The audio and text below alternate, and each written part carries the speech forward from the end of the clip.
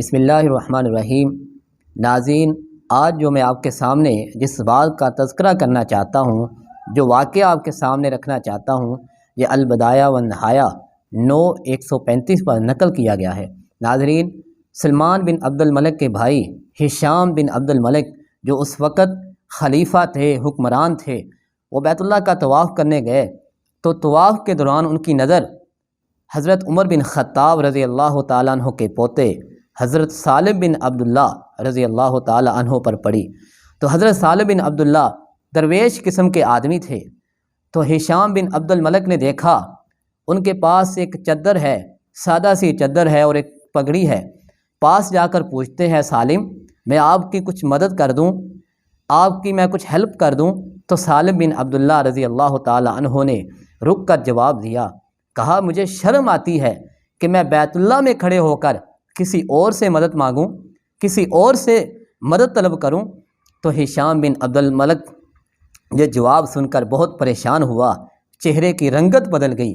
طواف کیا، طواف کرنے کے بعد باہر جا کر کھڑا ہو جاتا ہے تو حضرت سالم بن عبداللہ رضی اللہ تعالیٰ عنہ رستے سے گزر رہے تھے، پھر روکا اور کہا، سالم اب تو آپ طواف نہیں کر رہے، اب تو آپ بیت اللہ میں موجود نہیں ہو، اگر آپ چاہتے ہیں تو میں آپ کی کچھ مدد کر دوں، آپ کو کچھ میں دے دوں، کیا مانگنا چاہتے ہو مانگیے مجھ سے۔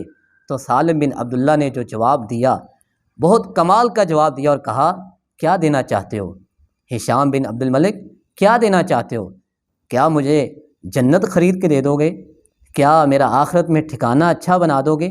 کہا نہیں، وہ تو میرے بس میں نہیں ہے، میں دنیا میں آپ کو کچھ دے سکتا ہوں، آپ کو پیسہ دے سکتا ہوں، دولت دے سکتا ہوں، جائیداد دے سکتا ہوں، دنیا میں جو چیز لینی ہے وہ لیجئے۔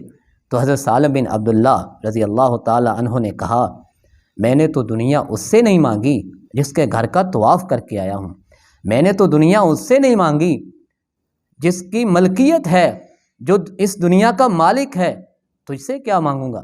تمہاری تو ملکیت ہی نہیں ہے، تمہارا تو کوئی اختیار ہی نہیں ہے۔ تو سالم بن عبداللہ رضی اللہ تعالیٰ عنہ کے اس جواب نے ہشام بن عبد الملک کو پریشان کر دیا، اور یہ جواب دے کر سالم بن عبداللہ اپنے رستے پر چل دیے اور ہشام بن عبد الملک اپنا سموں لے کر واپس آ گئے۔ تو ناظرین، اس بات سے اور حضرت سالم بن عبداللہ رضی اللہ تعالیٰ عنہ کے اس جواب سے ہمیں نصیحت یہ حاصل ہوتی ہے، ہمیں سبق یہ ملتا ہے کہ دنیا تو ایک حقیر چیز ہے، دنیا کے ساتھ دل نہیں لگانا چاہیے۔ ہاں، اللہ نے جو کچھ لکھ دیا ہے، اللہ نے جو نصیب بنا دیا ہے، جو مقدر میں لکھ دیا ہے، انسان وہ دنیا میں حاصل کر کے ہی جاتا ہے، وہ دنیا میں کھا کے ہی جاتا ہے۔ اللہ تعالیٰ سے دعا کرتے ہیں اللہ تعالیٰ ہمیں بھی سالم بن عبداللہ رضی اللہ تعالیٰ عنہ کے اس جواب کو سامنے رکھ کر اپنی زندگی بسر کرنے کی توفیق عطا فرمائے۔ اللہ تعالیٰ میرا اور آپ کا حامی و ناصر ہو۔